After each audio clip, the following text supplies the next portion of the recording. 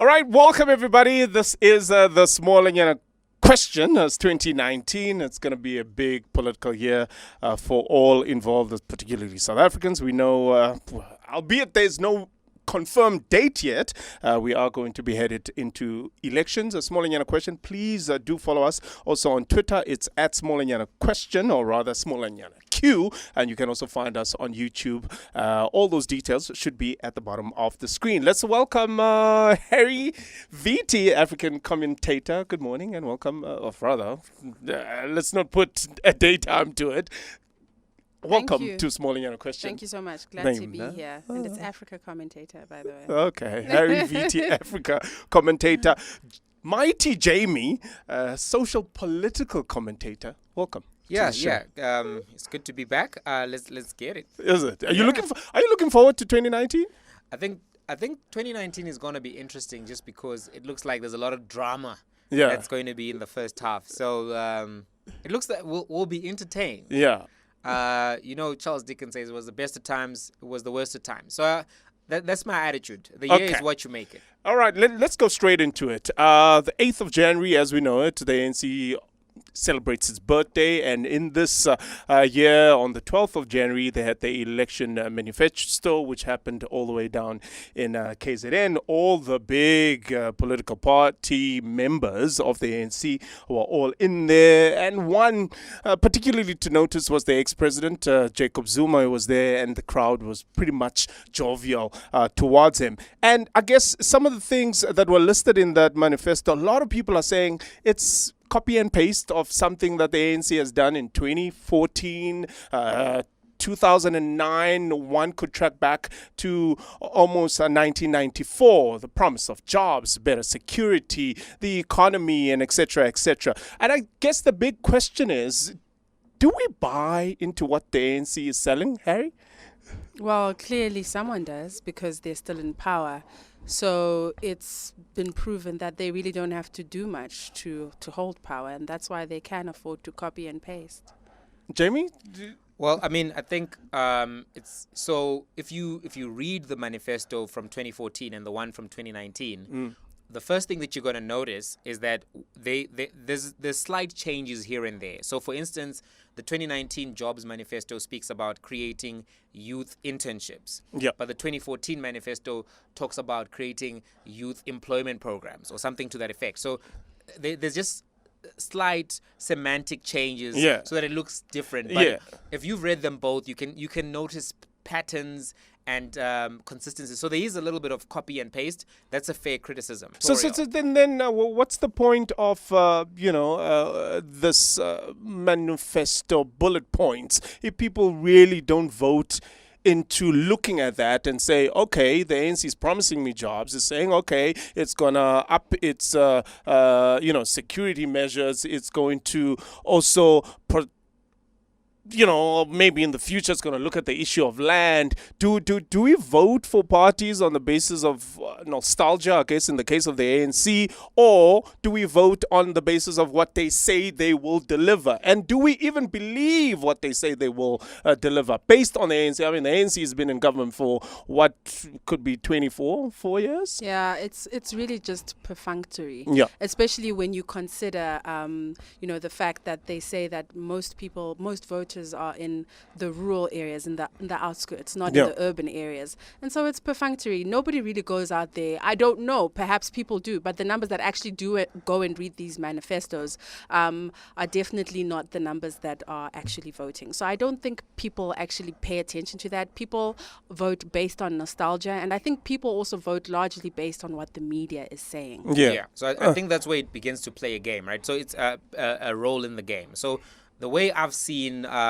conversations spread out in society is almost the same way that they spread out in hip hop. Yeah. You produce your mixtape, the DJs listen, the commentators listen, the radio, who else sets, the magazine people. Yeah. So everyone starts, that's where the buzz comes from. And then they start writing articles, etc., etc. So by the time it trickles down to the everyday civilian, it's gone through all of these intellectual filters. So you're almost providing the mixtape for them. All right, so let's talk about the buzz. What do you think or rather, let me ask the question in a slightly different way. Do you think the buzz around the ANC is a positive buzz?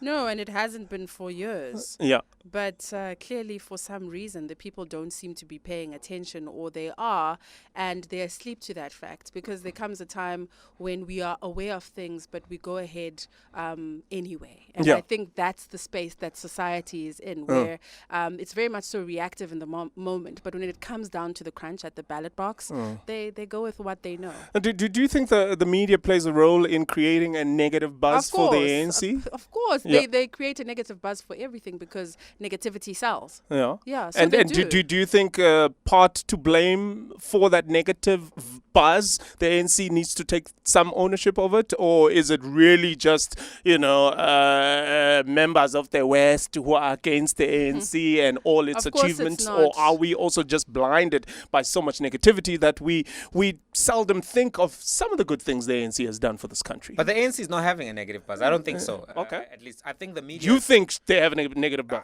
Yeah, I mean Harry does, but I don't think that they are. I think they have. I mean, if you look at now, and maybe we need to ask ourselves, how much is the new testimony coming from a greasy around? I was going to get there. Is that going to have much of an impact? That's the question. But if you look at take a greasy out, take this week out, especially the last 3 days. Yeah, the media has been giving the ANC a positive buzz. The ANC is not suffering from a Zuma handicap, and a lot of their messaging just lands, right? So, for instance, what am I trying to put across to you? For the longest time, everyone was told that the problem was Zuma and his faction. Yeah. And that message was oversold. Yeah. Right? So if you say the problem is Zuma and his faction, if Zuma and his faction are out, then the problem is solved. No, but you cannot say Zuma and his faction but are that's out. the I mean, narrative, against Zuma. As far as the election campaign is concerned, Zuma is at the forefront of campaigning Zuma is in the KZN. Of course, but that's strategic, right? But if you said to me, Zuma and his guys, I'm talking about public society, because last year, if you think about all the marches, Save SA, etc., it was Zuma must go. Yes. Zuptas must fall. Yeah. That was the narrative. Zuma must pay back the money, etc., And then there was this narrative that was created. It's almost like, like a good guy, bad guy narrative that was created. I'm just thinking of America when they say that the thing that kills a bad guy with a gun is a good guy with a gun. Yeah. So there was a bad guy with the gun, right? Zuma. Now you got a good guy with the gun, Cyril, right? He's going to solve everything. And that narrative, it sold a lot in the places where this messaging was being put across, So now Zuma's gone. He's around and he's useful to the ANC, but he's not in charge. At some point, all Cyril Ramaphosa has to say in some kind of a debate or discussion is, I'm on the ballot, not Jacob Zuma. Yeah. So whether I use him to canvass is... I'm not going to stop him. He's a member of the ANC. Okay. He hasn't been found guilty of anything. Let him have his day in court. Let the commission finish its work. You see, Cyril Ramaphosa can walk in and say, is there not a commission? Is there not an investigation? So whether how long have there been commissions and they investigations? Take a long time. You see, that's all he needs to say. They've been happening ever since. And I think that it's really nice to say there's a positive buzz in the media around Zuma. About the ANC. Around the ANC. Sorry, I just think Zuma ANC. You're Zuma-fied, right? I'm absolutely Zuma-fied. And I think that speaks to my point, the mistake I just made, that people don't forget. Yeah. So in as much as there may be positivity allegedly happening around the ANC right now, I have not forgotten the past few, 8-9 years or whatever the case may be. And by the way, as much as Jamie says, let's take a greasy out of the picture, the bottom line is he is in the picture, and the ANC is at the forefront of that picture, and their corruption. What kind of an impact it's going to make, because sometimes if people have accepted that there's corruption out there, unless you can really pin the corruption on, because there's almost like this, let's call it the first team, the ANC first team right now. It's Cyril, it's Praveen, it's Tito Mboweni, it's that cabal. So those are the guys that come across in good light. Yeah, they come across as, look, these are the guys who can save the ANC, save the country, or just run the country well. No. So nobody is really making the case that the ANC is reformed. They're just saying that these are the good guys within the ANC. Vote for them, things will change. And Cyril Ramaphosa is still saying, well, I haven't won. Let me come in properly, and then we'll see what happens. And I think enough people are buying into that because the alternatives are EFF DA, right? Yeah. So people who were not maybe sold on the EFF and worried about, because I think the youth and the radical people who are frustrated with status quo are going EFF regardless. Okay, let's Guys, are we kidding ourselves here? The ANC was going to win either way. No, they're going to win. Yeah. Either way, they were going to win. So well, I mean, But I guess in the Zuma era, there were projections that they were going to be under 60. Now all of the projections are over 60%. 60, 61, Yeah. 62. Let's bring in the opposition parties, and for the past couple of elections, most opposition parties use Jacob Zuma as electioneering campaigns. Yeah, he was the piñata. He was the go-to guy. Yeah. And now that Zuma is no longer there, what do you think the DA should be doing, for example, to garner at least some notice from the voter, Well, I guess- particularly the black voter? well, I guess billboards. That's what. I don't think that's a good idea. That didn't No, work. but that's what they're doing, right? That's how desperate they are. Yeah. But I think I really, to be honest with you, can't think what they could be doing, because for me, when I think of the DA, I just think of all the negativity also around them in terms of and Musi, for me, just something's just not right with that guy. Well, what do you mean by that? I mean, he's part of a collective, I guess, of the DA leadership. I doubt some of the calls he makes are just Musi waking up one day and speaking to Marki. Is that his wife's name? Sorry. I don't know. Speaking to his wife Oh, and my. saying, okay, this is a decision I'm going to take today. I'm going to Yeah. put people's names on a billboard, and I'm hoping it's going to resonate with the people. I don't think he makes these decisions on his own. So look, I mean, let's talk about Musi a little bit. So Musi has been failing to implement his vision for the party, and I'll give you two examples. So one, Musi said we need to put diversity in the center of the constitution when they went to that policy conference, elective conference. What happened is that there was a lot of pushback. Yeah, And then from the party key members of the role parties. players, Yeah. the influencers within the party, they were like, nah. And then what they then did, which was a sleight of hand that a lot of South Africans didn't fully pay attention to. So Musi's argumentation about diversity was a demographic diversity. Yeah. Then other people, Gavin Davis and a bunch of other people, were like, no, that's not DA diversity. We're classic liberals. Diversity is diversity of the individual. So to put it in a context, if you got 10 white men in a room, they say, look, there's diversity in this room because we didn't grow up in the same backgrounds. We don't have the same ideological viewpoints. We disagree. We are still diverse. So they're looking for diversity of thought, that kind of thing. Yeah. But that's not what Musi wanted. Yeah, so he wants... They put diversity in the constitution, but then also put something in the constitution that we're not going to be no quotas, basically is what they said. We're not going to follow quotas. So he lost that fight. Then there was a second fight where Musi said, we need to make sure there's more representation in parliament. And people were like, nah, to hell with that. And he got pushed back from Steenhuisen, the chief whip, and several other people.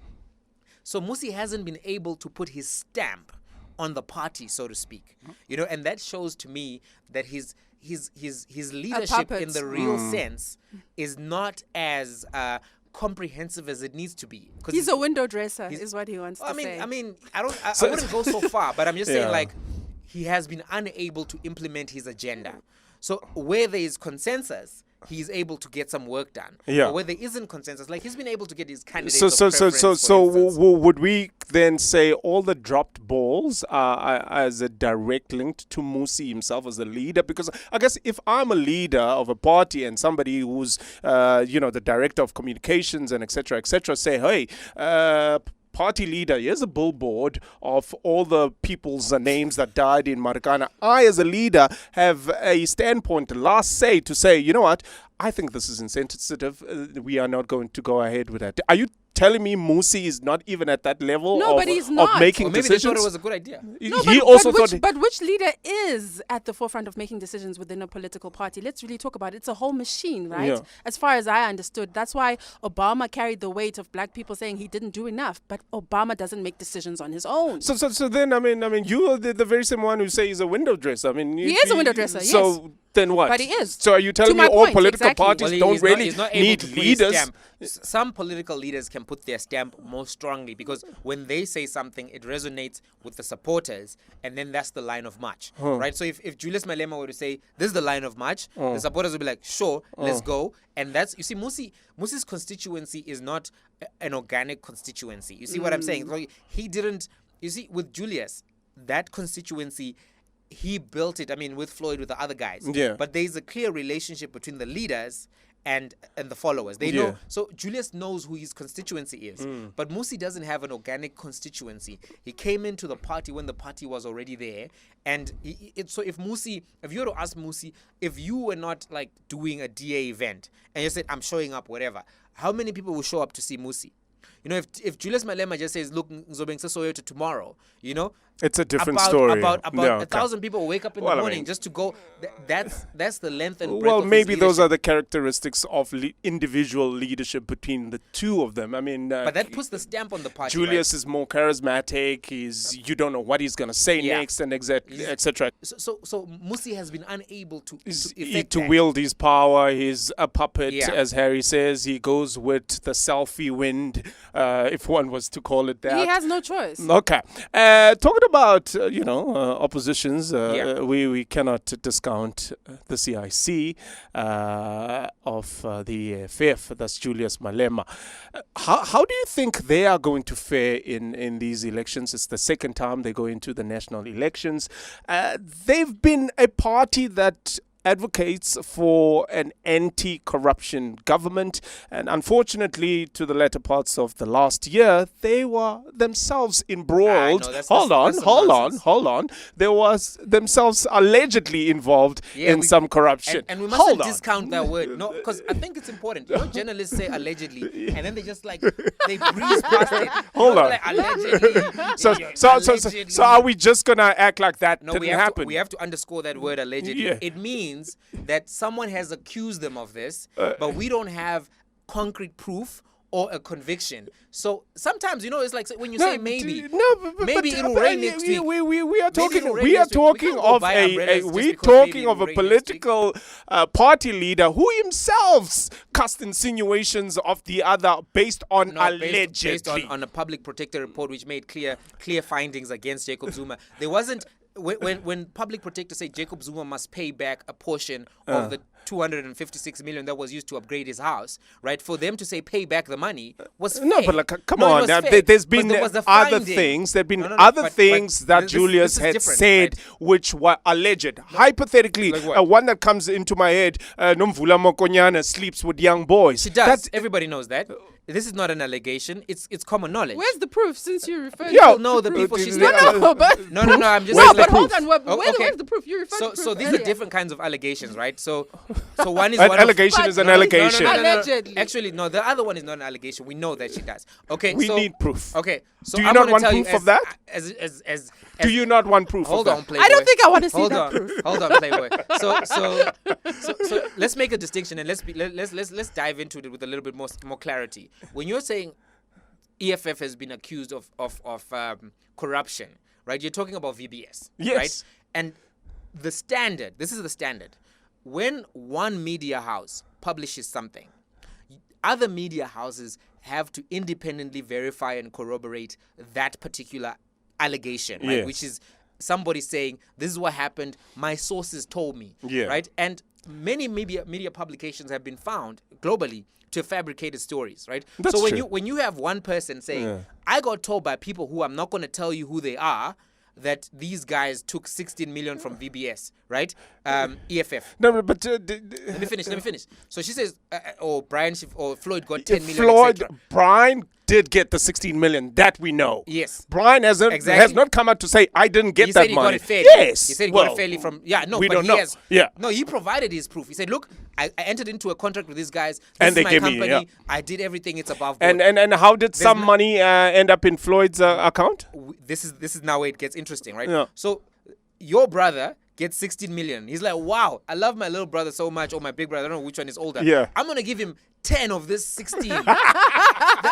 Come on. I mean, come on, that don't make no sense. Of course it doesn't. I don't care how much I love my little brother. I don't have one, but Yeah. if I had one, he's not getting 10 million of my 16. Yeah. What did he do? So He's does getting that like does 100,000. so does that not spark any corruption light bulbs But in your he head? who alleges must prove, right? That's the standard. If you accuse me of something, you better come with all your evidence. Otherwise, the journalistic standard is we don't run with the rumors, right? So now here's what happens, and this is where I find the media to have dropped the ball because they were so passionate to get something concrete on EFF. Yeah. So now, Polly comes and says, look, I Polly was told von by Wyk, my right? people, yes, Yeah. I was told by my people that Floyd Shivambu got 10 million, right?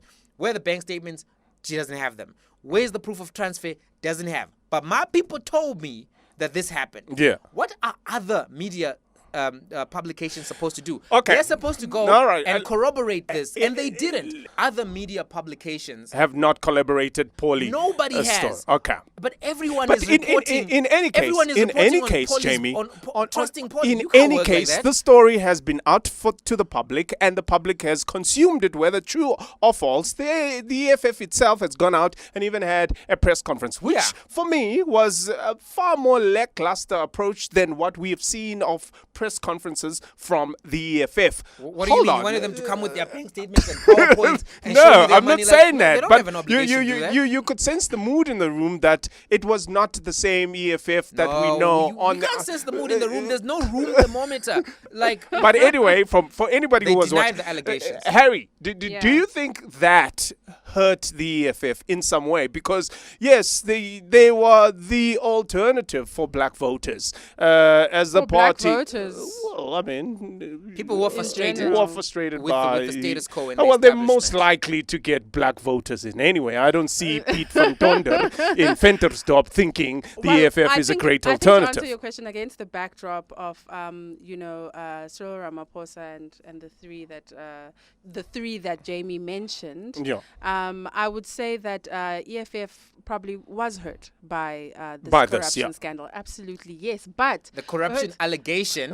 It's okay, Jen. That's an important word. There's no corruption scandal. There's an allegation. No, No, we need to be fair. We need to be fair. allow her to We finish. need to be allow fair. allow her to finish. Let's It's use the okay. word. Let's use the Yeah, word, well, allegation. we'll insert allegedly. Insert at the bottom there. well, In bold font. based on the EFF's base, I don't think that it's going to change their numbers majorly in terms of what they have. But in terms of securing additional voters in the face of ANC and the space that it's in at the moment, yes, it is going to hurt them. Okay. Do you also get the sense, and I know some of my circles was that in certain cases where the EFF is seemingly in the wrong, there was a newspaper article that said, EFF student command gentleman got some money, I don't know, illicitly. That's all we know, is that the EFF are quick to shut that off, to say, no, that's not us. We didn't do that. Right. Well, whereas, whether, it's proven or not, if it's an opposition party, the EFF are first to say, yes, that's what it is. Do you think also members within the EFF are sometimes blinded by their own belief that this is the alternative, irrespective whether of wrongdoing that they do, alleged wrongdoing that they do, we will follow the CIC blindly? No, they don't do that. What is this blind stuff? Guys, stop saying this about people. No, because I find that very problematic. People are rational. People vote for parties. No, based- people are not rational. they are. And that They're- has been proven people across are time, rational, across history. right? To a People degree. are not rational. If I vote for Malema because I like him, that's a reason. It may is not it be a rational yeah. decision? If I say, look, I like the guy, I'm voting for the guy. That means at an individual level, he has convinced me. People do things all the time purely on likability. Yeah. Like Ted Cruz doesn't win elections, or he lost the presidential election in part because nobody likes him as an asshole. But He comes- likability is not rational. No, but likability Yeah. is I not like you. rational because liking I- Trump and voting for Trump based No, guys, on if, is not if that's a rational my reason, decision. If that's my reason, that doesn't make it doesn't- rational. No, it's a reason why I'm doing it, right? Rational means I have a reason for doing what I'm doing. No, so what we make, no. that's what it means. Who decided that? That's the definition of rational. The dictionary. No, what I'm saying no, is, no. It's not the dictionary. Guys, you can rational has to be logical. No, Jamie. it doesn't No. have to be logical. Only, right? Someone can come and say, hold on. So what I'm saying is, guys, by saying it's fine. Calm down. So like what I'm saying and putting across to you is this. Number one, if I say I read the manifesto of the EFF and I like the manifesto, I'm voting for them, right? That's a reason. Sounds like a right? logical reason. You actually But read no, the but- manifesto. You didn't but say, I that's not just the only like Cyril criteria. Ramaphosa. You guys just think that the only people who are voting with rational standards are the ones who read the manifesto, who went and maybe looked at the economic reports from Stats SA. But what I'm telling you is that the persuasive process is not just like policy framework, right? Yeah. Sometimes someone will say, I like the top 6. They look to me like they're stable. They're not fighting. That's a reason. So I don't think that people need to keep telling each other that voters vote blindly, right? People who voted for Trump had a reason why they voted for him. They are racist, right? So Trump came to them and said, listen, the Mexicans are not giving us their best people. They are rapists. They are criminals. They're bringing drugs. So somebody who's racist is like, oh yeah, I'm a racist. This is some racist lingo. They wouldn't admit it in public. Would you call the leader of the EFF racist? No, I wouldn't. I wouldn't go as far. But do you think he's divisive? Yeah, but that's part of the game. In politics, you have to divide, right? You have to divide the society so that people pick a side. Yeah. Right. I mean, it's rule number 1. If you can't divide the room, you're not going to win an election. Part of politics is to divide. If you like in the middle and you just like lukewarm tea or whatever, nobody's going to drink like you. Musi my money. Okay, guys. You know what? I think that's probably enough as far as this electioneering conversation is Except concerned. it seems we need to look up the meaning of the word rational versus what is your rationale? We'll look up the word. What is your rationale with an EFN versus is that rational? Those are 2 different words, It's Jamie. I okay. just wanted you to know. something. No, that Guys. does not If you have make it reasons for- rational, Guys. but that's fine. Guys. That's fine. No, What it's we fine. will do is that at the bottom of this video, we will then give you The a definition. whole The It's one fine. that Jamie dictionary doesn't know. definition Voters are not of blind, rationale. is my point. All right. They don't vote blindly. Quickly, Just 'cause you don't like their reasons quickly as doesn't we mean it's close wrong. it off, what are your predictions, from a percentage point of view? We're just going to look at the Yeah. top 3 because the other political parties really ahead. don't No, you go matter. ahead. Oh, I'm Okay. fine. I'm Yeah. on record. So let's ANC 62, Yeah. EFF 15 or 16, right? Yeah. Above the DA? That's what I said. That's Oh. what put me down. Put some money on it. This is my prediction. I stand by Okay. it. 16% EFF or 15, DA 15%. That's what I'm going with.